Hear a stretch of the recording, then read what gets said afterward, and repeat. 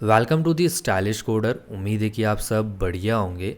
आज का हमारे पास क्वेश्चन है रिड्यूसिंग डिशेस एक लीड कोड का हार्ड लेवल का ये क्वेश्चन है। इस क्वेश्चन के अंदर हमारे पास एक शेफ़ होगा जो डेटा कलेक्ट कर रहा होगा उसके सेटिस्फेक्शन लेवल का जो उसने एंड डिशेस बनाई होगी। उसके लिए जो शेफ़ है उसको कुक करने के लिए, कोई भी वो डिश बनाता है उसको कुक करने के लिए उसको 1 यूनिट ऑफ टाइम लगता है। ठीक है। और इन्होंने time coefficient of a dish define कर रखा है। मीन्स कि अगर आपके पास जो टाइम है, अगर आपने कोई आई डिश को सिलेक्ट किया है तो उसका टाइम जो होगा वो टाइम आई करके होगा। मीन्स कि अगर आपने कोई फर्स्ट डिश को सिलेक्ट किया है तो उसको बनाने का जो टाइम होगा वो 1 होगा। अगर आप नेक्स्ट को सिलेक्ट करते हो तो उसका टाइम 2 होगा। ठीक है। तो इसके अंदर आपको ये बताना है कि return the maximum some of the time coefficient that the chef can obtain after the dish preparation. ठीक है। तो हमको इसके अंदर जो टाइम कोफिशिएंट से फाइंड करना है उसमें से जो मैक्सिमम होगा उसको हमको रिटर्न करके बताना है। Dishes can be prepare in any order and the chef can discard the some dishes to get the maximum value. Means कि आपके पास जो डिश का एरे गिवन होगा आप उसको किसी भी ऑर्डर में रीअरेंज कर सकते हो क्योंकि आपको मैक्सिमम वैल्यू तक पहुंचना है उसके अंदर। ठीक है। तो ये था हमारे पास हमारे क्वेश्चन का डिस्क्रिप्शन। अगर हम इसके अंदर इसके एग्जाम्पल को देखते हैं तो यहाँ इन्होंने यहाँ पे जो फर्स्ट एग्जाम्पल हमको यहाँ पे गिवन दे रखा है, ये एक एरे है। अगर इसके अंदर उस शेफ़ को पूछना है क्या, उसको सबसे ज़्यादा मैक्सिमम स्कोर लेके आना है तो वो मैक्सिमम स्कोर कैसे आएगा कि आपके पास जो यहाँ पे जो ये एरे गिवन है इसके अंदर आप यहाँ पे टाइम का मल्टीप्लाई करोगे। मतलब ये जो एरे के अंदर है, ठीक है, मैं इसको आई बोल देता हूँ और अपन कौन से आई पे उसको सिलेक्ट कर रहे हैं। तो अगर अपन इसको -1 को अगर फर्स्ट में सिलेक्ट करते तो हमारा क्या होगा, -1 मल्टीप्लाई बाय 1। ठीक है। अगर हम -8 को सिलेक्ट करेंगे तो उसके लिए -8 डिवाइड बाय 2। अगर हम 0 को इसके बाद सिलेक्ट करेंगे तो 0 डिवाइड बाय 3। अगर 5 को सिलेक्ट करेंगे तो हम 4 एंड -9 को सिलेक्ट करेंगे तो हमारे पास 5 होगा। ठीक है। अगर इन केस अगर हम किसी -1 को इसमें से रिमूव कर देते तो हमारी जो स्टार्टिंग वैल्यू होगी, मतलब हम -8 का मल्टीप्लाई करवा रहे होंगे हम 1 के साथ। ठीक है। फिर नेक्स्ट 0 का मल्टीप्लाई करवा रहे होंगे अपन 2 के साथ, ऐसे करके चलेगा। मीन्स जो हमारा स्टार्टिंग टाइम 1 होगा और जो नेक्स्ट वाली जो आएगी उसके अंदर जो हमारे पास प्रीवियस टाइम था उसके अंदर हम +1 को ऐड कर देंगे। ठीक है। तो ये चीज़ हमको क्वेश्चन में करनी है। तो अगर अपन इस एग्जाम्पल को देखते हैं अब, तो इस एग्जाम्पल के अंदर हमारे पास ये है सम। इन्होंने इसके अंदर क्या किया, इस -8 को नहीं किया सिलेक्ट और इस -9 को सिलेक्ट नहीं किया। अब इन्होंने क्या किया, -1 को सिलेक्ट किया तो इन्होंने मल्टीप्लाई करवा दिया उसका 1 में। ठीक है, करा दिया। और 0 को सिलेक्ट किया तो 0 का मल्टीप्लाई करवा दिया 2 के साथ। ठीक है, करा दिया। 5 को सिलेक्ट किया तो 5 का मल्टीप्लाई करवा दिया 3 के साथ। और इन सब का इन्होंने सम ले लिया। यहाँ से कितना बना, 1 बना, यहाँ से 0 बना और यहाँ से यहाँ 15 बना। सॉरी, यहाँ पे 1 नहीं -1 होगा क्योंकि माइनस का था। तो अगर इसका सम करवाते तो कितना होता है, 14 आंसर आता है। तो 14 इसका मैक्सिमम स्कोर हुआ है जैसा इन्होंने इसमें से निकाला है। ठीक है। तो ये था हमारे पास एग्जाम्पल। आई होप कि आपको एग्जाम्पल और क्वेश्चन का डिस्क्रिप्शन क्लियर हो कि हमको करना क्या है इस क्वेश्चन के अंदर। बात करते हैं अपन इसकी सॉल्यूशन अप्रोच की। तो यहाँ पे अपन ने एक एग्जांपल कंसीडर किया है। ठीक है। हमको इस क्वेश्चन के अंदर फाइंड आउट क्या करना है, हमको इसके अंदर फाइंड करना है कि जो मैक्सिमम हमारा क्या हो, फैक्टर को लेके आए। ठीक है। और इस फैक्टर को हम फाइंड कैसे करते हैं, मीन्स जो हमारे पास जो सेटिस्फेक्शन है, ठीक है, इस सेटिस्फेक्शन के अंदर कुछ हो गई, कोई वैल्यू को अपन पिक करेंगे, उसमें अपन टाइम का मल्टीप्लाई कर देंगे। ठीक है। जो हमारे लिए इनिशियली टाइम क्या होगा, इनिशियली जो फर्स्ट में टाइम स्टार्ट होगा वो 1 से होगा और ये अप टू अप बढ़ता जाएगा जोन सी पोजीशन को अपन सिलेक्ट करते जाएंगे। ठीक है।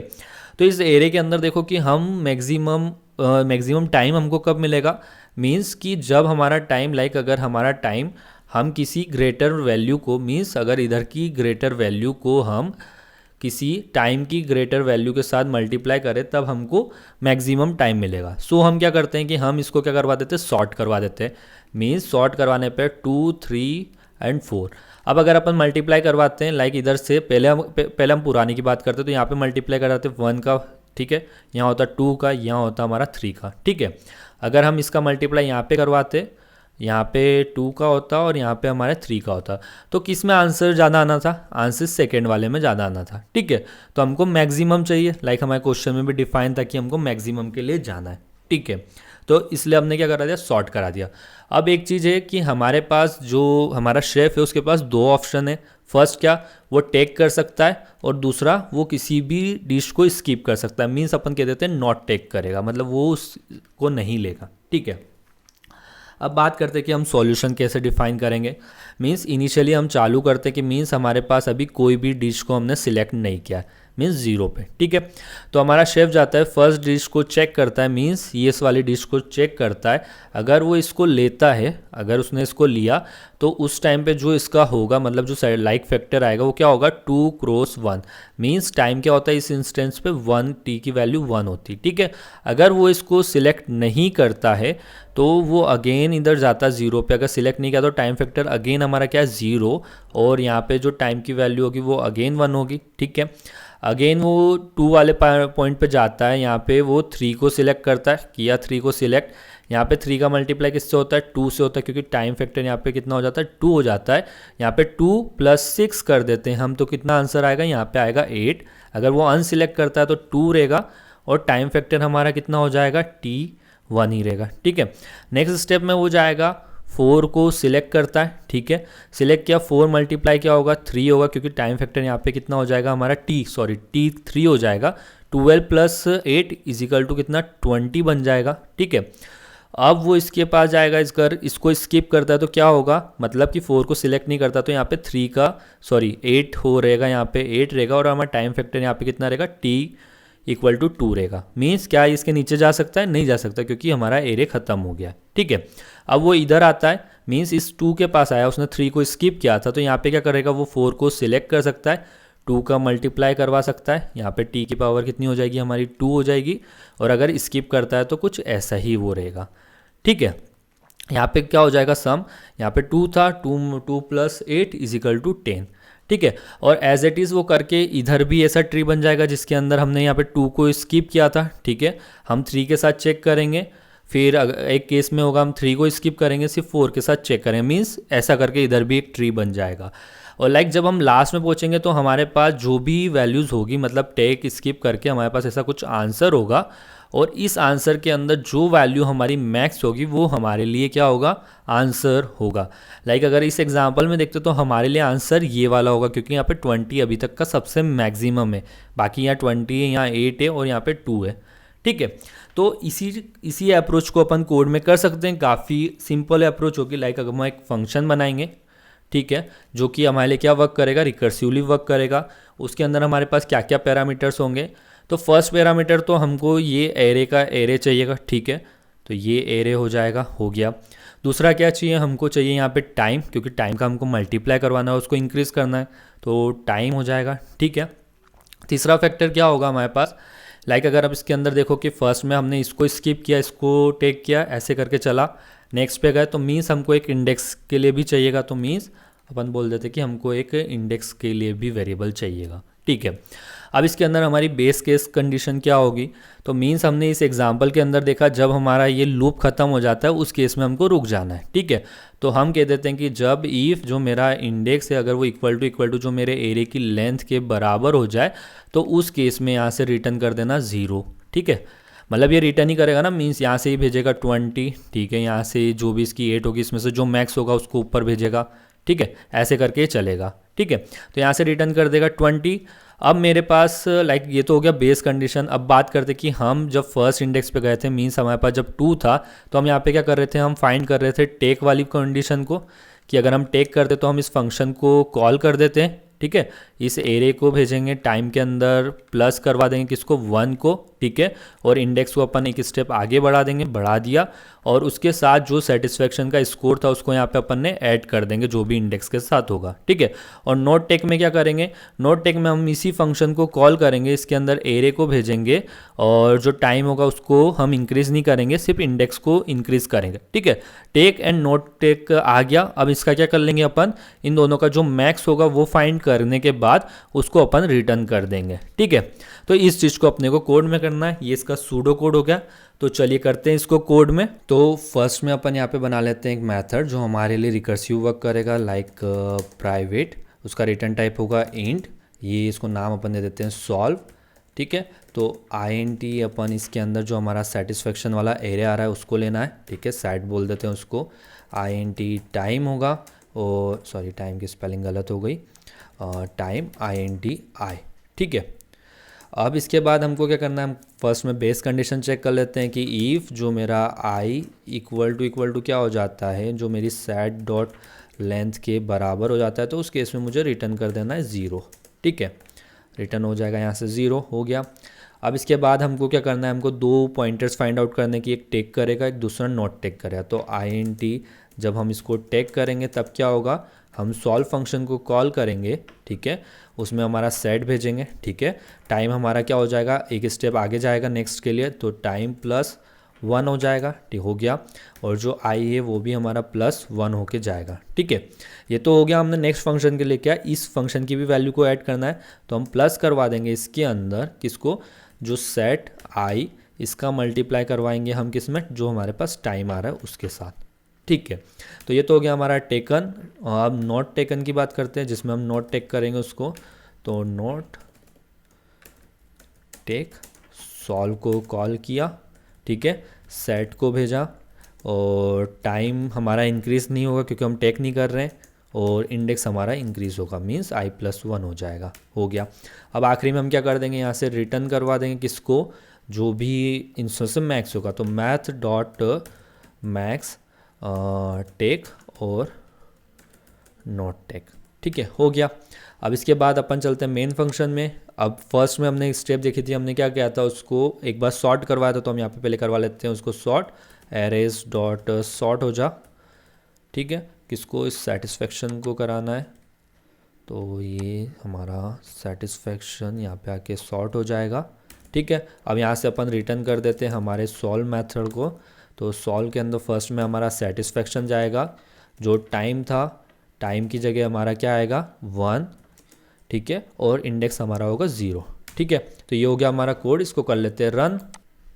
तो हमारे तीनों के सक्सेसफुल रन हो गए, तो कर देते हैं सबमिट। तो इसमें एरर आने वाला, एरर आएगा अपने को टाइम लिमिट एक्सीड वाला, जो कि आ चुका है। अगर हम इस पिक्चर को देखते हैं जो हमने ग्राफ ड्रॉ किया था, तो अगर हम इसके इधर की तरफ जाते हैं और अगर इधर भी ड्रॉ करते हैं, लाइक अगर मैं यहाँ पे देखता हूँ कि मैं नेक्स्ट स्टेप में 3 × 2 को टेक करता, ठीक है, लाइक मैंने इस स्टेप में भी उसको किया है, मैं इधर भी कर रहा हूँ, तो मीन्स मैं इसके अंदर मल्टीपल टाइम्स एक ही स्टेप्स को रिपीट कर रहा हूँ, मैं उसको कर सकता हूँ। लाइक कैसे कर सकता हूँ, मैं उसके लिए यूज़ कर लूँगा कैचिंग मेथड को, लाइक इसको बोल सकते हैं मेमोराइजेशन का यूज़ करके। तो चलिए अपन अपने कोड में इसको इम्प्लीमेंट कर देते हैं। तो फर्स्ट में अपन यहाँ पे एक एरे बना लेते हैं, लाइक int, इसको अपन बोल देते हैं dp equal to new int, और इसकी जो लेंथ होगी, जो हमारा सेटिस्फेक्शन है, लाइक कॉपी करना पड़ेगा सेटिस्फेक्शन को, तो ये सेटिस्फेक्शन डॉट लेंथ, और इसमें प्लस कर देते हैं 1 को, ठीक है। और यहाँ पे अगेन 2D एरे, तो यहाँ पे सेटिस्फेक्शन डॉट लेंथ प्लस कर दो यहाँ पे अगेन 1, ठीक है। तो ये तो हमारा DP बन गया। इस DP के अंदर अपन इनिशियली फिल करवा देंगे एरे, सॉरी 2D एरे, तो यहाँ पे अपने को एक फोर लूप लगाना पड़ेगा, तो int एरे होगा ये d करके, इसमें से वैल्यू आएगी DP, ठीक है। और यहाँ पे अपन कर लेंगे उस d को फिल करवा लेंगे, ठीक है, एरेज डॉट फिल, d के अंदर अपन ने, सॉरी s हो गया, तो d के अंदर अपन ने फिल किया -1, ठीक है। और यहाँ पे इस फंक्शन के साथ पास कर देते हैं अपन अपने DP को, ठीक है, पास कर दिया, तो अपने को यहाँ पे डिफाइन करना पड़ेगा, तो int DP, ठीक है। और यहाँ पे अपन एक कंडीशन लगा देंगे कि अगर मेरे पास इसकी वैल्यू -1 नहीं होती, तो जो वैल्यू उसको रिटर्न कर दे, मीन्स हमने उस पोजीशन को चेक कर लिया है, तो उसके नीचे वाले को चेक ना करें। तो इफ़ अगर जो मेरा DP लाइक जो मेरा i और जो मेरा टाइम होगा, अगर ये डज़ नॉट इक्वल टू -1 से होते हैं, तो उस केस में यहाँ से रिटर्न कर देना है DP i और टाइम को, ठीक है, ये कर देगा रिटर्न यहाँ से। अब इसके नीचे हम जाते हैं जहाँ पे हमको वैल्यू को भी अपडेट करना है, तो इट मीन्स DP i और यहाँ पे हो जाएगा इसका टाइम, ठीक है। तो ये हमने जो रिकर्सिव कोड था उसको हमने कन्वर्ट कर दिया हमारी मेमोराइजेशन, रिकर्सिव विथ मेमोराइजेशन के साथ, ठीक है। अब इसको रन करते हैं। ठीक है, हमने सिंटेक्स एरर किया क्योंकि हमने यहाँ पे उसके साथ इसको पास नहीं किया यहाँ पे डीपी को, इसलिए। तो और यहाँ पे भी हमको पास करना पड़ेगा डीपी को। ठीक है, रन कर देते हैं और करते हैं इसको सबमिट। तो यहाँ पे हमारा कोड 88 डे का कोड सक्सेसफुल सबमिट हो चुका है। बात करते हैं इसके अंदर टाइम एंड स्पेस कॉम्प्लेक्सिटी की। तो हमारी टाइम एंड स्पेस कॉम्प्लेक्सिटी क्या निकलेगी इस कोड के अंदर। तो फर्स्ट अगर हम इसमें देखते हैं तो हम यहाँ पे क्या यूज़ कर रहे हैं, हम यहाँ पे हमने एक 2D एरे बनाया जो डीपी करके। ठीक है, इसकी साइज़ क्या होगी, जो हमारे पास ये सेटिस्फेक्शन एरे जो गिवन होगा इसी साइज़ का होगा। इसकी साइज़ है हमारे पास n। तो यहाँ पे जो डीपी की जो लेंथ जो साइज़ लेगा वो हो जाएगी n स्क्वायर। ठीक है, तो इतना तो हमको स्पेस लगने वाला है n क्रॉस n करके। ठीक है, अगर हम बात करते हैं कि जो हमारी टाइम कॉम्प्लेक्सिटी होगी वो क्या होगी, तो मीन्स हम यहाँ पे एक फंक्शन को कॉल कर रहे हैं जो कि हमारा क्या होगा, सॉल्व करके होगा। मीन्स ये वाला लूप हमारा कॉल होगा। ये लूप हमारा कब तक चलेगा, ये लूप हमारा लाइक जितने हमारे पास वेरिएबल से कितने n है। ठीक है, अब हम हर टाइम पे n के लिए मतलब जो भी हमारे पास वैल्यू है हम उसको क्या करते हैं, एक बार सिलेक्ट करवाते हैं और एक बार नोट सिलेक्ट करवाते हैं। मीन्स हर n के पास कितने, दो ऑप्शंस होते हैं। मीन्स ये n दो बार चला तो अप टू जो भी नंबर्स होंगे वो दो बार चलेंगे। तो हम ये कह सकते हैं कि जो भी वैल्यूज कॉल होगी तो उसकी जो टाइम कॉम्प्लेक्सिटी होगी वो होगी इसका n स्क्वायर। मीन्स इस कोड की जो टाइम एंड स्पेस कॉम्प्लेक्सिटी निकल के आएगी वो हो जाएगी इसकी n स्क्वायर टाइम कॉम्प्लेक्सिटी और n स्क्वायर इसकी स्पेस कॉम्प्लेक्सिटी हो जाएगी। ठीक है, तो ये था गाइज आज का हमारा सॉल्यूशन। अगर आपको हमारी वीडियो अच्छी लगी हो तो वीडियो को लाइक करना ना भूलें। चैनल को सब्सक्राइब नहीं किया तो चैनल को सब्सक्राइब कर लीजिए। फिर मिलते हैं किसी और वीडियो साथ, तब तक के लिए बाय।